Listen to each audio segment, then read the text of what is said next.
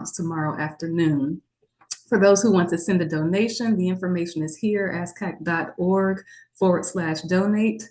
And we are having our exciting 100 for $100 initiative. And that's where we're calling for at least 100 people to donate at least $100 over the course of this conference.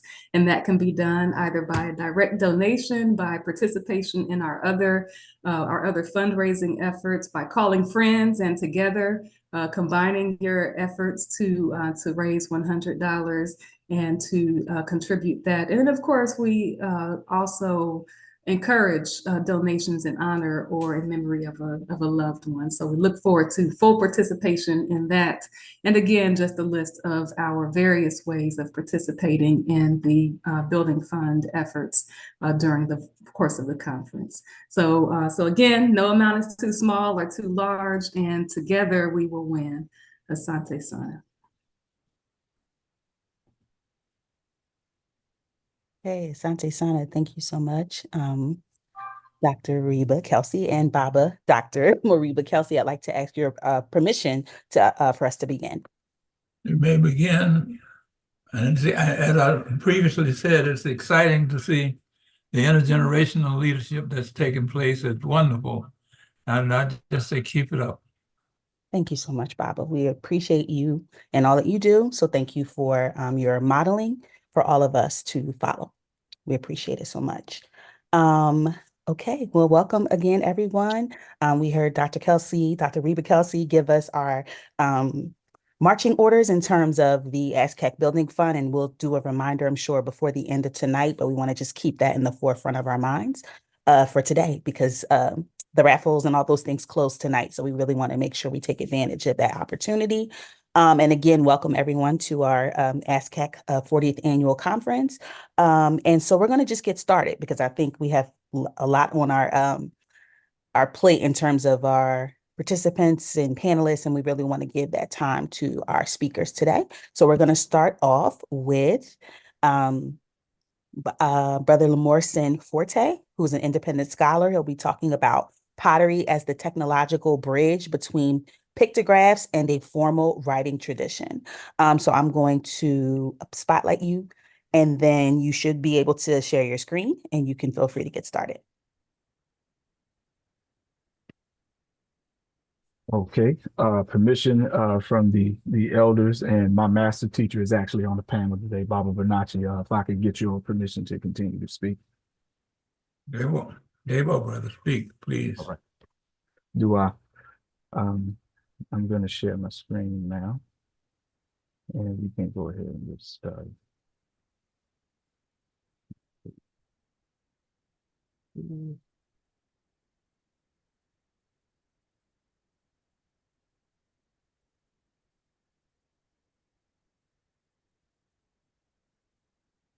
Right, and share that. And if you can just let me know when you see my screen, I'll get started. Yes, we see it. Okay, all right. I'm going to go to the first slide here. For those of you who may not be familiar with me, you may be familiar with me through Hoop School. I'm the tutor and teacher's aide at the Institute of Kemetic Philology. My areas of interest are the meta-metric grammar and orthography, particularly in the pre-dynastic Old Kingdom and first intermediate periods, the natural world of Africa in general, African archaeology, as well as museum studies. All right, the first thing we're going to touch on tonight is something called the Nimulite theory. And we're going to start with some of these painted pottery. This particular piece here, we're going to get into this with the ideas about the theories and stuff of what's actually going on these pots. So before we can deal with what may be actually going on, we have to deal with some of the ideas about them first.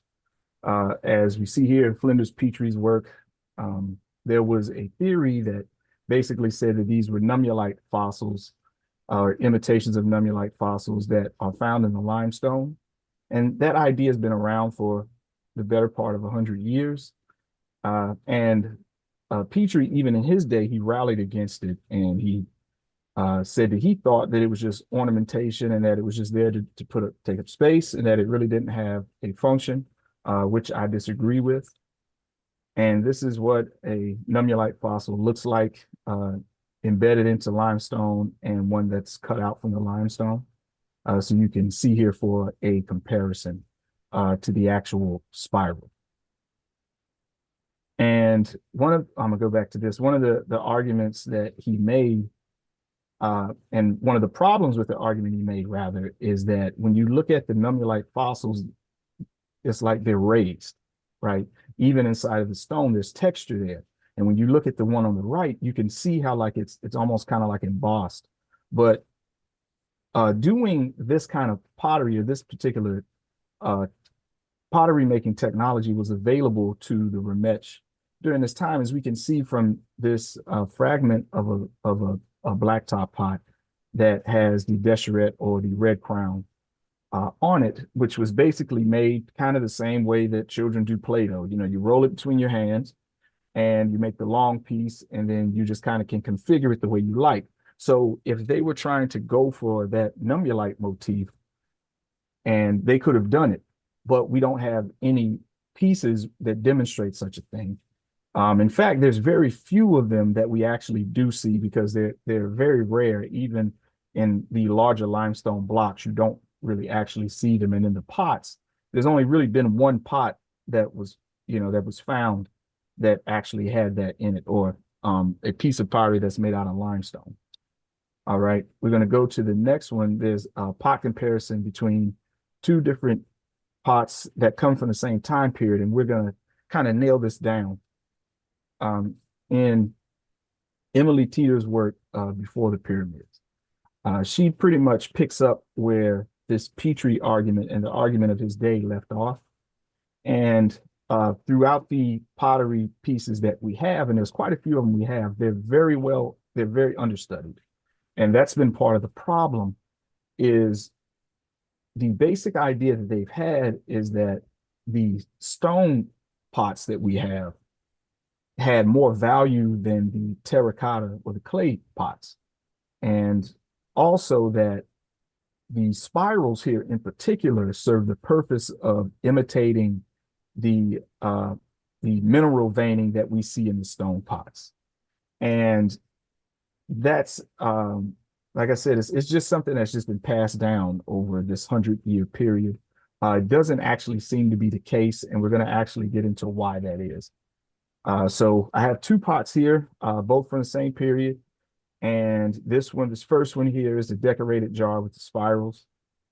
And the second pot we have is a pot that is a jar imitating stone. Now we can clearly see that there's a difference between the two, right?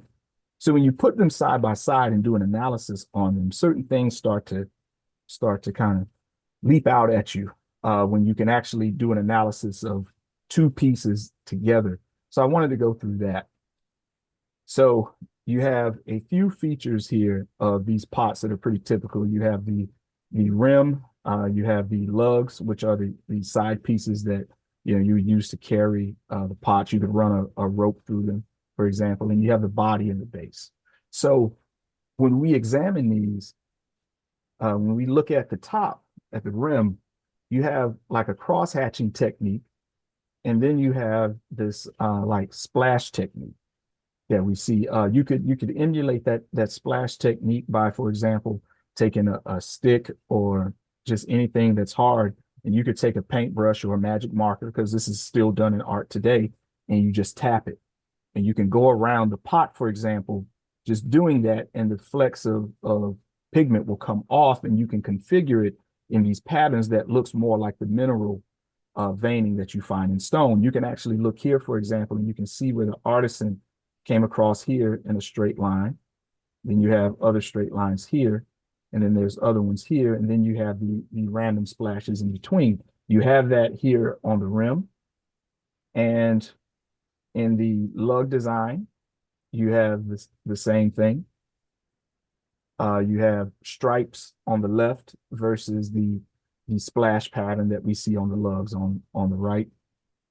And you have on the pot itself, on the body of the pot, you have the spirals, of course, and on the right, you have more of that splash technique. And if you look at the spirals on the left, you'll notice that they're not randomly placed. They're done in bands around the pot. So then the question then becomes, if you have this jar that's clearly imitating stone, you have this one on the left that's supposed to be imitating stone, there's no real way for a person to emulate something that's not actually there. You don't see these the striations of minerals going in a circle around the pot. So when you have a terracotta pot that actually is imitating stone and you put them side by side, it becomes an untenable premise. And so what we ultimately have is a varying technique versus a consistent technique. And it becomes really, really hard to make that argument once you have these two items in front of you.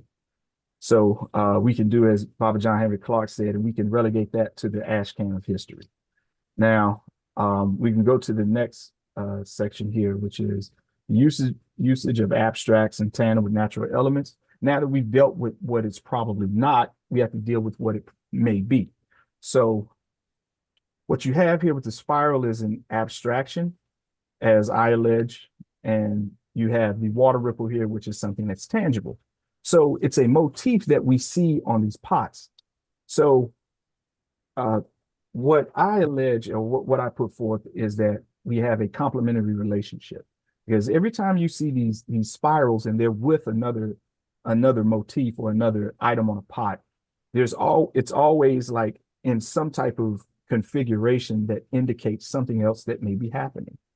And let's look at this particular pot here, for example, that's also from the pre-dynastic period.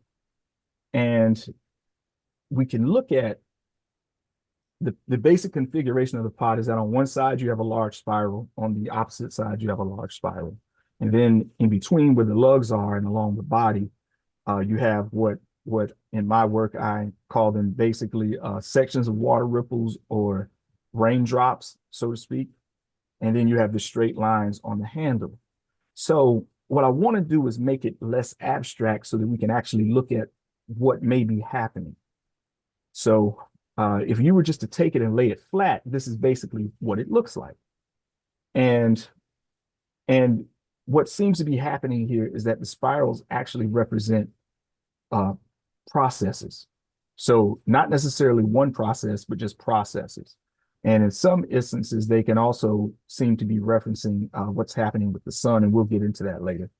But as you can see here, what we ultimately are looking at is the formation of clouds, which produce lightning as well as rain, and those processes which allow the water in the sky to fall to the earth. And during people who were actually living through a visible climate change event, this is a very important concept. So we also have something going on with the vocabulary. For example, you have these words here, the inventory of words that are based in this NW consonant sequence. And all of these words are related thematically, right? Which tends to happen in African languages. You have these words that they all serve a greater cultural purpose, right? So as we see when we get into like nu, for example, for time, and nuet or newt as for the neteret, and then you have nuet, city, town, or village, and how that corresponds, for example, with the lower sky. So if we take this same process and we tease it out a little bit, you can see what's happening here, because even, for example, the term nuet, for example, you could correspond it to the word for bowl, right? So if you think of a nuet, it's basically an area where you have water and all of these other things. So it's kind of like a giant bowl, so to speak, right? So you have people, you have animals, you have this cultivatable land and everything else. And all of that is just in one place together, whether you're talking about with a body of water or with irrigation, right?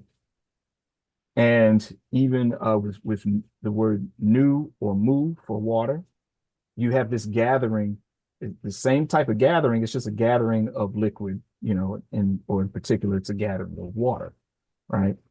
So what that points us towards is a series of processes, like I said earlier. So when we look here at the water cycle, for example, you have a series of processes that leads to cloud formation, which involves the sun. And then there's a process that adds to clouds that produce rain. And then there's another process of precipitation. And then once the precipitation hits the ground, there's a series of processes. So you have the process of the precipitation going into the ground, the precipitation along the ground, or as it runs off and it makes these other water bodies.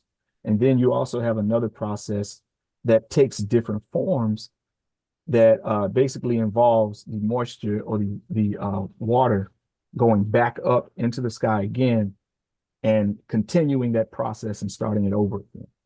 All right. So that theme of processes is really, really important. So I want to look at this particular pot too, because this is actually one of the ones that I'm actually still trying to work out.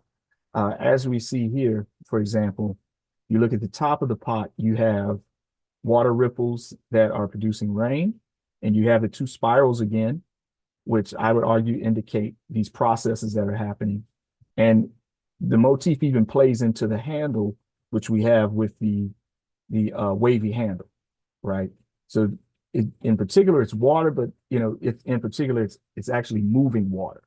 So this is the water that people would utilize to drink and to sustain themselves, and that's actually really important as well.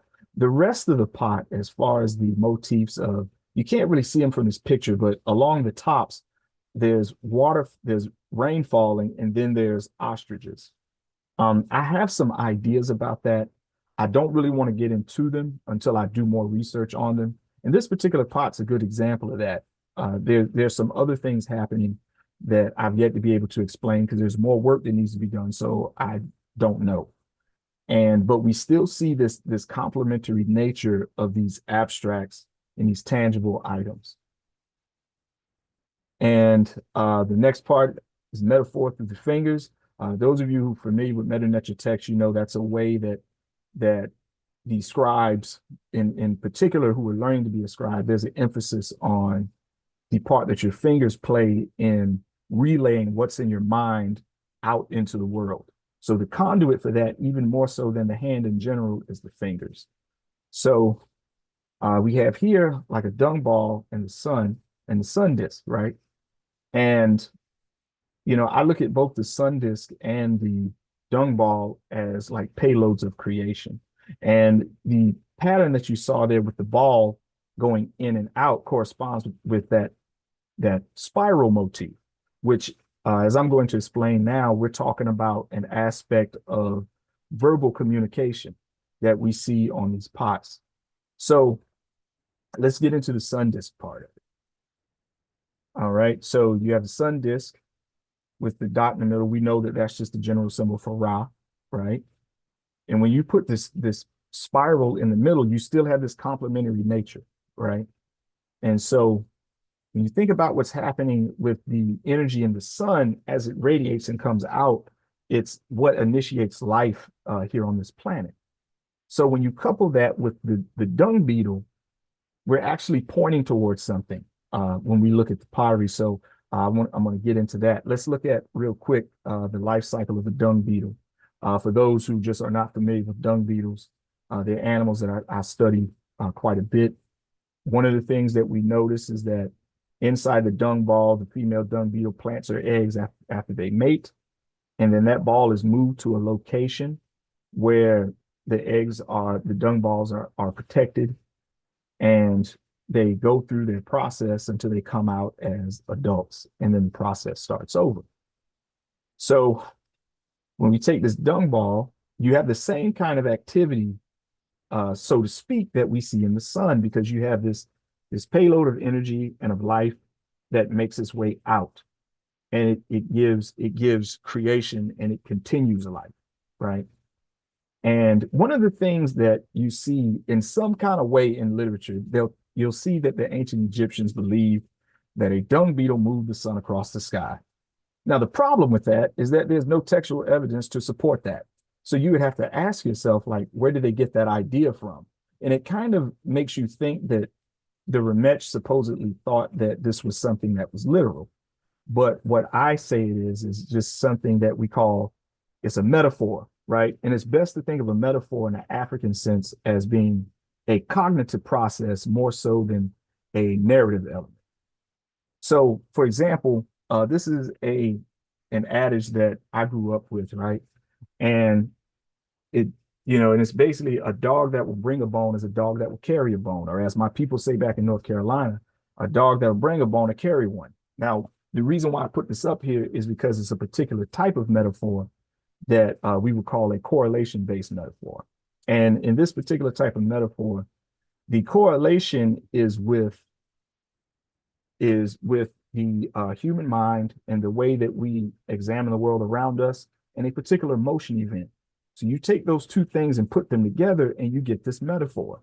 So when we look at the dung beetle is an excellent representation as is presented in Kemet as this correlation-based metaphor, because as it says here on the slide, the correlation here is with an act or emotion event, right?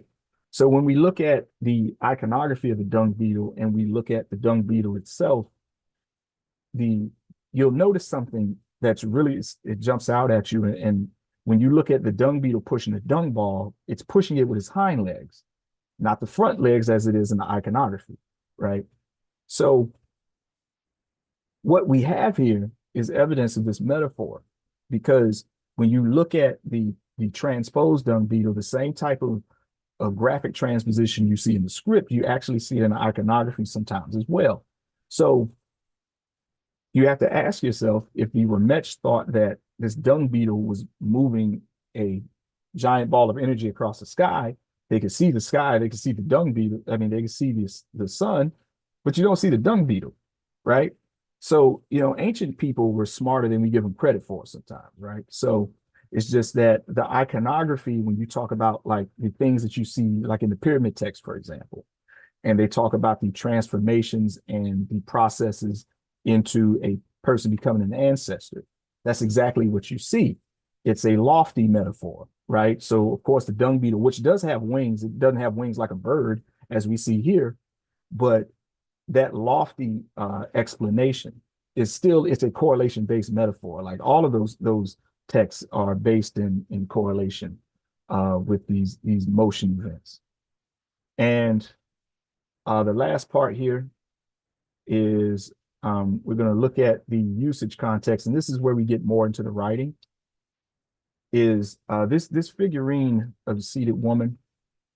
If anybody's familiar with these figures, they have these images all over them that are basically tattoos, and they're associated with fertility and the continuing of life.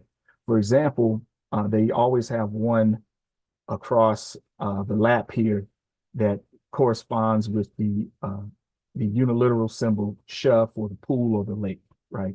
There's a common motif you see, but this one in particular has some other things going on with it that we need to look at. I ran this image through a program that I got from a scholar named John Harmon, who does rock art. He does all of his research on Native American rock art. So I got this from him, and I have to give credit to Brother Reggie for this, because when I went and took his tour at the Met, this was the first place that he took me to. And so I gave him my ideas about what was going on, but there was something that I noticed, but I just kind of kept it in my back pocket until I could get to it. And what I noticed is that if you look at these two figures here, you have the four-legged animal and you have what appears to be a falcon here standing up. But if you look at the midsection of the falcon, there's some writing there that's coming out of its back. So I put this image inside of the software, and when I did it, it brought it out. You can see it a little clearer in either of these here, and you can see it. One of the things I noticed is that, first of all, on the back of this figurine, you basically have hieratic right here, and you have Heru's name. So you have the archaic version of the falcon here with the phonetic complement. Now, if you look over here to the side here, you basically have the same symbol that you have right here. It's just facing in the other direction. Now, we have to remember that hieratic reads from right to left usually.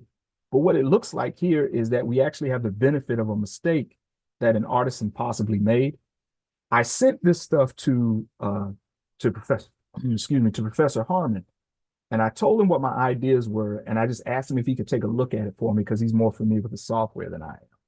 And he confirmed my suspicions as being correct.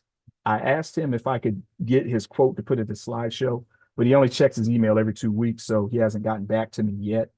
But he did agree with what it was that I was looking at, and he said, yes, you actually do have some other things going on here. So you have the runoff of the pigment here from the hair, and then you have the pigment with the animals here and the hieratic that we have here, but you also have something going on here that looks like the artisan may have tried to cover up the mistake they made. Anybody who writes Meta Nutshell knows that when you're writing it down, you're going to write symbols backwards all the time. It's a common mistake. So that's kind of what we have here. So one of the things that I wanted to look at is, let's see, I'm going to go to the next thing here. Okay. So when you see it here, you can see it here more clearly, what may be happening. And I still got some more work to do on this, but we can actually see the writing tradition that is starting to come together. So this is actually really important because we're still in the pre-dynastic period. So even the mouth, for example, it's possible that it's actually, in this particular instance, it may be rendered as the beak of a bird, right? Because we do see that side view of the mouth as the R symbol in later periods. And the head portion of the bird, it corresponds with the hieratic that we have here. So it's possible that that's where the mistake came in. The artisan may have just been trying to write here, what's here, write it here in bigger, and had to cover up the mistake. So we have improvisation possibly happening here, which is really important when we're talking about this transference of technology by way of the pottery, as well as this into actual writing. And that needs to be explored more so that we can understand it better if what I'm saying is correct. And you can actually see the correspondence here with the archaic falcon in the term Heru Nekini, which is Heru of Nekin, or as it's rendered on the next slide. This is how it looks in the pyramid text, portion 255. And even with this, there's more work that needs to be done because we have to look at more examples. But I think that we're well on our way to actually understanding what's happening because we have the dual usage of the tattoo and the written word. So you have Satesh on one side and Heru on the other. So these tattoos are more than likely actual words. And that's something that we're already starting to see on these other figurines with the signs that would later be the uniliterals. It shows that these ancient Africans were already thinking that way. And so to conclude, basically, my premise is that the spirals basically represent a more abstract version of the concept of Kepler, and that once the dung beetle becomes the best suited, we could say the best suited element in nature that anybody could see, once they came to this agreement during the advent of the script, the spiral goes away and the dung beetle itself replaces it. So that's it. Duau. Appreciate everybody for bearing with me, and hopefully I didn't put y'all to sleep. And just some special venerations here for my master teachers, my classmates that I had when I was going through and learning this script, and all of our students. And also Dr. Theophilo Benga and Dr. Mario Beatty, because reading their work made me actually want to pursue this particular element of the history. And I do it for all the ancestors that I don't know and the ones that I do. And I know whose shoulders I stand on, and I'm dedicated to continuing to stand on them so that their work will outlive all of us. Thank you.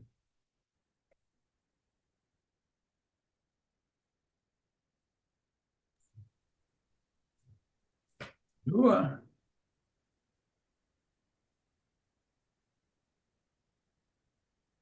Yes, Asante Sana Sana. Thank you so much. We appreciate it. And if you could, I think you need to stop sharing your Oh, I screen. thought oh, yeah, there we go. Okay. Thank you so much. Mhm. Yep, we Yeah. appreciate it. And we, invite everyone to please, if you have any questions or thoughts, to state those in the Q&A section so that we can circle back to those after our next speaker. So now we bring on Dr. Larry Miles, who is whose title for his presentation is Afro and Indigenous Intersectionality in America as Nomen Intersectionally Black. So Dr. Miles, I'm going to pin you and you should be able to also share your screen.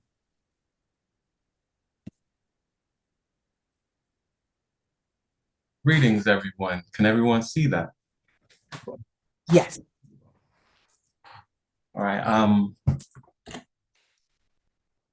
I would like to ask permission of my elders to speak. Yeah, well, looking forward to it. All right. So I want to make sure my slides are actually turning because I just had, okay, we good. All right. So thank you, ASCAC, for allowing me to present this year. Working for Maquette, the future, the power of study, deep thought, and good speech.